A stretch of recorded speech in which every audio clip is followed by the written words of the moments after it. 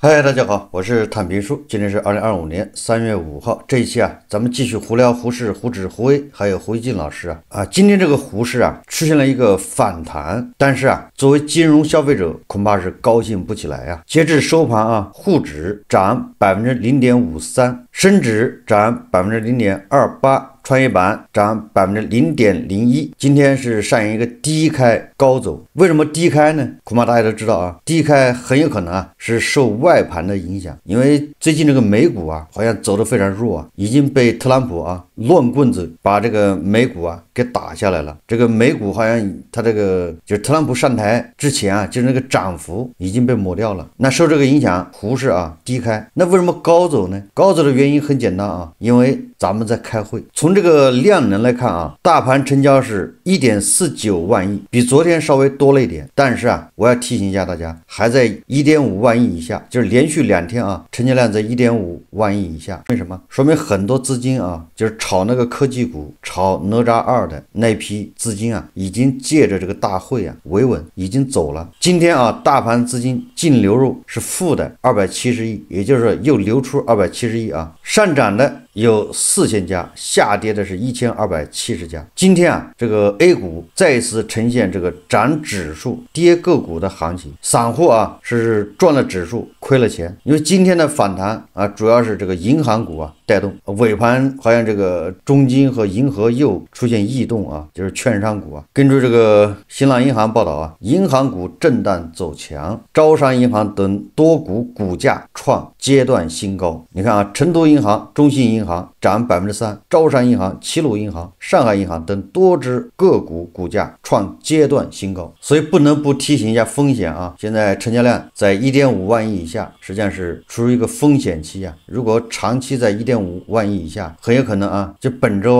恐怕还有一次暴跌今天的反弹今天走红，恐怕跟一句话有关系。这个财联社报道说，国务院研究室副主任陈昌盛说宏观调控中重视资产价格，把稳住楼市股市写进政府工作报告总体要求。他说这是第一次。财联社3月5日电，政府工作报告起草组成员、国务院研究室副主任陈昌盛5日表示说，如果大家持续关注报告或仔细读报告，可以看到这次报告充分体现了这个宏观调控思路的创新。他说比如报告明确提出强化宏观政策民生导向。如果再仔细看，还有一些新的提法，比如打破了消费是慢变量的常规，把提振消费放在更加突出的位置，而且强调促消费和扩投资之间要形成互动。再比如宏观调控中重视资产价格，把稳住楼市股市写进总体要求。熟悉宏观经济的记者们可能会看到，这是第一次，也就是把这个稳住股市楼市写到政府工作报告总体要求。这个恐怕给这个疲弱的市场打了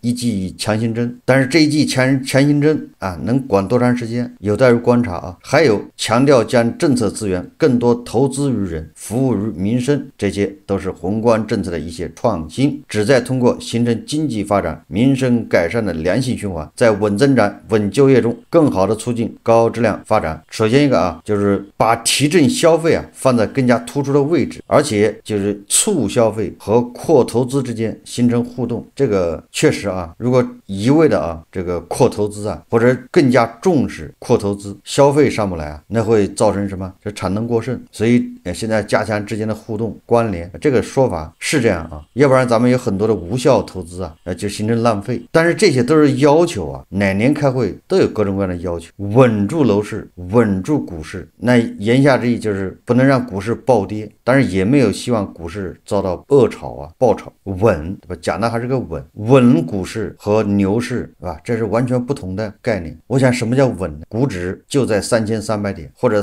3000点以上，3000点到3300点，这都叫稳。还有呢 ，IPO 能够正常恢复，这就叫稳，对吧？新股能发出去，这就叫稳。能正常的从这个金融消费者那儿能够募集资金啊，支持这个实体的发展，这就叫稳。稳在那儿献血，这也叫稳，对吧？他没有说要慢牛市，或者是通过股市来促进消费。所以说金融消费者不要瞎激动写得很明白人家可没有说通过股市的上涨来这个增加韭菜的收入，然后来促进消费，这都没有这么说这好比对一个献血的人了，对吧？让他坐在那个献血车上，把他稳在那儿，不要乱动，给你抽血，这也是稳这政府不希望它暴跌对吧？暴跌大家又在哭爹喊娘的 ，IPO 又暂停，新股发不出去，造成一级市场这个叫梗塞或者叫长梗阻，这是政府的一个总体要求。我一直说当下为什么还暂时走不了牛市呢？尤其是慢牛，是吧？不仅跟这个咱们股市的主体也就是上市公司质量有关系，还跟咱们参与的人有关系。当然了，跟这个监管、这个制度的完善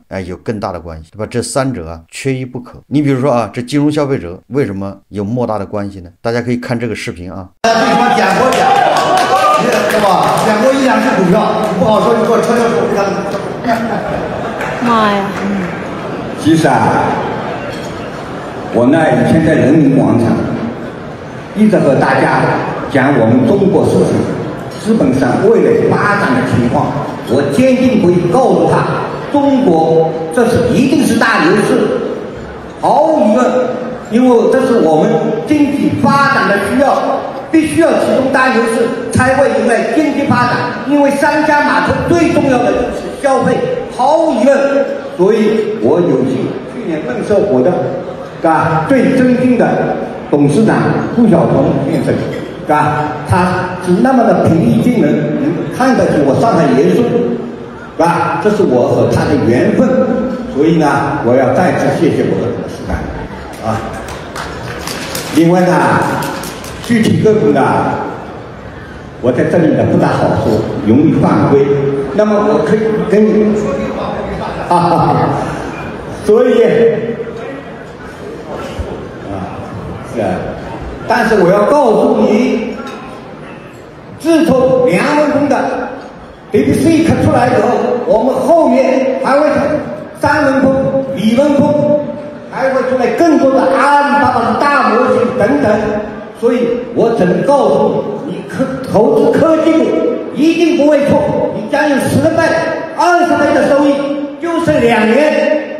我们中国牛市顶峰一定在14600点，我来给你信心。谢谢。这个传言呢，爷叔的出场费比胡一静还要高，不知道真假你说一个资本市场，对吧？这样的一个论坛，这个还可以请爷叔这样的人出场，而且给钱，你说这个市场难道不是有问题吗？不是这个市场出问题了吗？为什么让爷叔来论坛？我想就像让胡一静去论坛是一个道理，因为他们讲不出什么理论，讲不出什么道理，他们跟算命先生是一样的，他们可以喊口号，他们有流量，不知道什么原因就有很多金融消费者喜欢看爷叔，根据他的这个意见去炒股投资。如果你说喜欢看就看个笑话，这也可以理解无聊嘛，对吧？找点乐子，这可以。但是毕竟有很多人是跟着他去炒股他说到14000点，那很多人就兴奋了。所以说爷叔能到论坛去，还有出场费，那就说明这个胡适想走牛还早着呢，对吧？这些炒东南西北中发白，对吧？这些叫无厘头炒作的，那都是爷叔的粉丝。什么投资无非就是个赌博我们再看看前几天咱们一直说的这个东方集团，因为这个财务造假，这家上市30多年的企业有可能被强制退市，有将近13万的股民现在有福了。今天我在网上看到一个博主叫史大郎，他来这个为大家揭露这个中国山寨的带头大哥，这个老板叫张宏伟，黑龙江的前首富，号称在中国山寨绝对是大哥级人物。然后这个史大郎来为大家揭露一下他是怎么发的家，大家看视频这3月的第一个大雷啊，中国商界的带头大哥被狠狠处罚了。他的公司呢，可能因为造假而退市。一个把各种政策红利拿到手软的公司，可能呀真的要垮了，把13万的股民也给坑惨了。那这个公司呢叫东方集团，老板呀叫张宏伟，他是黑龙江的前首富，在中国商界呀，他可绝对是一个大哥级的人物。他是怎么发的家呢？这早在1978年呀，25岁的张宏伟就带着50个农民兄弟，揣着700块钱从黑龙江的农村去了哈尔滨。他呢搞了一个建筑队。这个张宏伟啊是个狠人，没几年呢，愣是让建筑队出了圈，创造了7天盖1层楼的东方速度。这人民日报啊当时是点名表扬了。东北啊特别认这个，张宏伟呢就火了，各种业务啊手拿把攥。1993年啊，东方集团就上市了，黑龙江的第一家呀。那会儿马云还在当英语老师，马化腾刚上初中，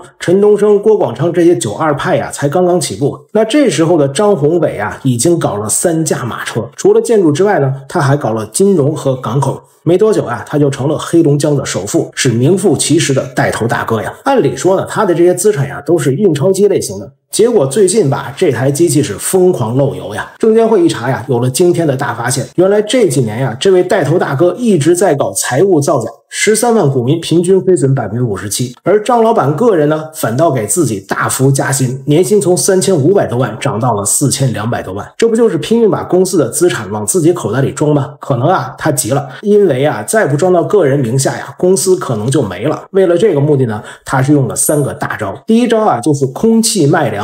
什么意思呢？他虚构了37亿的大豆交易，做假合同，把自己手里的大豆呢翻来覆去的倒卖了5、6遍。还有像锦州港能把货物吞吐量造假86亿，这都是人才啊。第二招呢，就是利润变脸，虚增利润300%，硬生生的把亏损57亿 P 成了盈利42亿。最绝的啊是第3招，债务消失术，真实负债率呢是82%，结果呢愣是给改成了55%。那疯狂造假是为了啥呢？一啊是为了股价，第二呢就是为了跟银行要贷款。本来吧，他的这些招数藏的都还挺好的，结果呢有一个公司为了75万的工程款上门讨债呀，就把他的这些烂事呢全都给捅开了。当时啊，张老板还想再拖一拖，结果没多久啊，爆雷了。这东方集团存在自己财务公司的16.4亿取不出来了。又没过多久呢，又出事了。这张老板从公司借了6.3亿，这时候呢表示啊也还不上了。这一下呀，公司的债务人可傻眼了。这个东方集团呀被人起诉要还70亿，还有200多亿的债务呀，账上呢只有9000多万现金，这肯定是要破产了呀。结果呢，这个时候23亿就莫名其妙消失了，有意思吧？那您就奇怪了，这为啥会走到这一步呢？因为啊，张老板是带头大哥呀，那绝对是一言堂型的。后来呢，信心爆棚，就开始搞多元化了，同时开展的项目有5、6个，于是呢就开始加杠杆借钱。结果呢，这金融房地产一下滑，债务炸弹呀，就把他的公司炸得4分5裂了。但即便爆雷了站着的呢还是老板，跪着的呀还是韭菜。因为像财务公司消失的存款，这很多呀都是大老板掏空上市公司的一个手段，而13万股民亏的钱呀，那才是实实在在的。这老板呢，把自己变成了爽文的男主角，把财务报表呢变成了玄幻小说。这事实证明啊，再大的商业帝国也逃不过那句台词：这步子大了呀，容易扯到蛋。这个史大郎啊，为大家充分的揭露了啊，这个所谓的黑龙江首富如何坑害国家、坑害金融机构、坑害债权人、坑害中小投资者，造假完了肥了自己。我在以前节目一直说啊，只要是做假账，一定会牵涉到大股东占用、大股东掏空上市公司。你想，大股东只有上市公司的20%或者30%的这个股权，也就是70%或者80%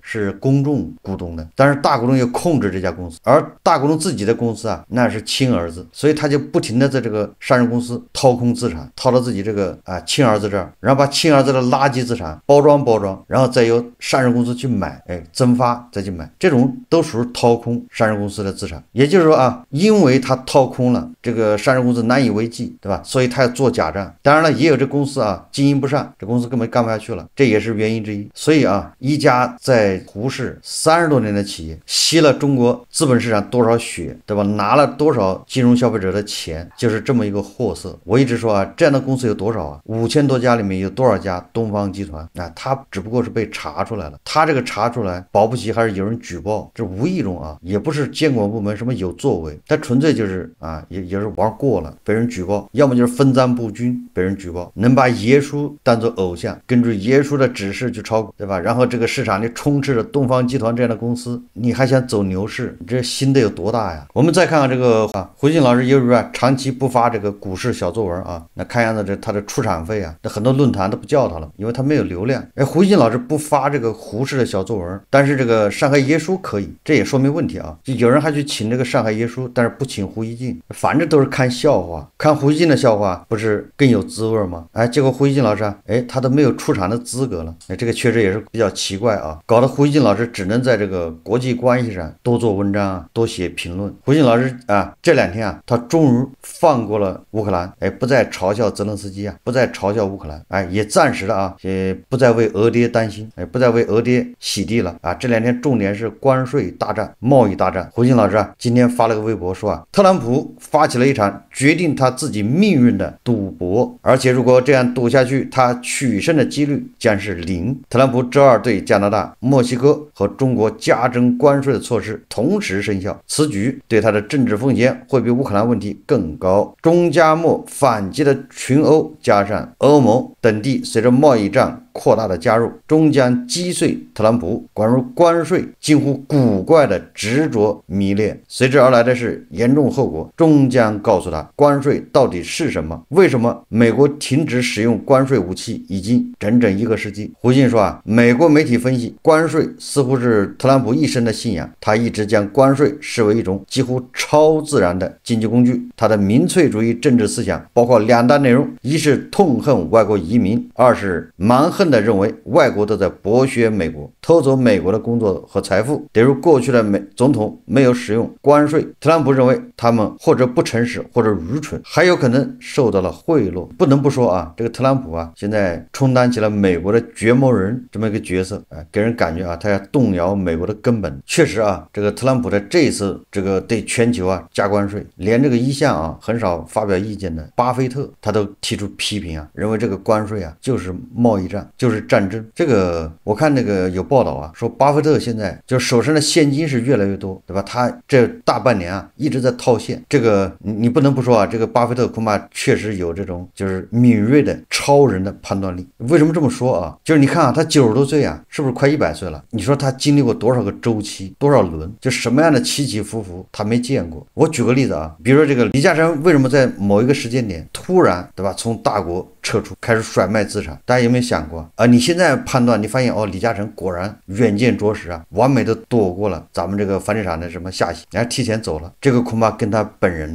见多识广经历的周期比较多有关系。但这个许家印、但孙宏斌还在疯狂的进行这个轮盘赌玩这个击鼓传花的时候，人家不声不响的撤了，对吧？王健林曾经有机会改变命运，但是事后他又开始加杠杆，就是赌性难改。那王健林不是遇到银行抽贷吗？把这个他的资产都卖给这个融创，卖给富力，甩卖，他本来的负债降下来了。他应该如果那个时候他就收手，他就没有现在这么被动。结果他还玩，对吧？把这个万达影院从香港退市，然后再融资，然后在胡适要上市。为什么呢？就因为在港股上市他不赚钱，香港的投资者就韭菜难割。到了胡适他的溢价就能超过1倍、2倍、3倍，韭菜好割。因为大部分都是上海耶稣的粉丝你说就这智商不割那不可惜了吗？那不是暴殄天物吗？本来要回来割韭菜的，结果这不签了对赌协议吗？没上成，他又回头要去香港，因为他胡适上不去了又回到香港。你看来回折腾，他就是叫人心不足蛇吞象。结果香港那边也上不去了，就是万达商管，所以搞出这么一个对赌协议所以他现在还债呢。你再看看李嘉诚，这个说远了说的是巴菲特，他现在手上的现金越来越多，在囤现金，是不是预示着他已经感觉到这个在特朗普的领导下，美国恐怕要完蛋。我说这个完蛋不是说灭国有可能是不是经济要进入大萧条，出现经济危机？是不是预示着美股走到头了这个不是暂时的回调现在就是在下山的路上，这个都不得而知总之胡锡进老师说这个特朗普发起了关税大战，他取胜的几率将是0。我觉得这回胡锡进老师有可能蒙对了。胡锡进老师说特朗普玩大了，他在乌克兰问题上背叛欧洲，伤了几乎所有北约盟国的心，关税战又把他自己推到到与整个世界为敌的风口浪尖。他既严重高估了美国的国力，误以为美国可以在世界上为所欲为，又严重高估了他本人在美国政治影响力的韧性。更糟糕的是，他完全不懂经济，以为关税是万能工具，海关收起来钱与企业税收是同样的真金白银。他完全漠视低关税成为世界性趋势的道理。说特朗普不断扩大自己的权力，但他制服不了世界上广大的其他力量，更俘虏不了经济规律。他如果一条道走到黑，一定会从自己所做的这一切极不着调的事情中受到严重惩罚。我倒是觉得特朗普本人是不会受什么惩罚的。特朗普搞的这一套啊，他目前为止啊，我个人判断他还是取悦于他的那些选民，而这些人对这一套非常喜欢的，孤立主义、白人至上、美国优先，对吧？他们要再次伟大。确实啊，我觉得特朗普恐怕违反了经济规律，这美国一定会受到惩罚。但是特朗普的个人未必有什么问题，因为他的基本盘很稳定，一直支持他，直到他这个基本盘因为特朗普的这个政策而受到影响，对吧？当他们的那些福利没有了，美国政府没钱付，对吧？当美国因为全球化而得到的好处啊，现在消失殆尽。当美国因为科技引领世界、收割世界，我把它的科技先进啊，把它认作是殖民 2.0。殖民 1.0 是靠抢地盘、抢市场，殖民 2.0 是靠技术授权。如果特朗普搞这种孤立主义，那殖民 2.0 相当于破产，对吧？当他因为这个而积累出来的好处啊，全部消失的时候，美国拿什么钱去养那些铁锈区的万斯们？怎么给他们那么高的福利，对吧？当你这个打起贸易战啊，互相加关税，然后美国的物价飞涨，这些铁锈区的红脖子会是什么样的命运？还是啊，美国啊这个太平太久了之后呢，就像那个天天吃肉啊，他要吃点咸菜，他突然发现咸菜挺好吃的，肉啊太腻，就好日子过惯了，他想忆苦思甜。你说美国人他突然喜欢996，要想加班，他看上了拧螺丝这种职业，你说这不是奇怪吗？你说美国他居然想要妄图啊跟中国跟印度来比拧螺丝，这个确实不太好理解，对吧？你说中国和印度啊心心念念的想跟美国比高科技、人工智能、芯片，你说特朗普居然反其道而行之，打算跟你比这个拧螺丝，确实啊，这个世界啊到了十字路口。好，这期节目我们就聊到这里，感谢大家收看。如果喜欢我的节目，欢迎订阅转发，也可以在下方留言评论，谢谢大家。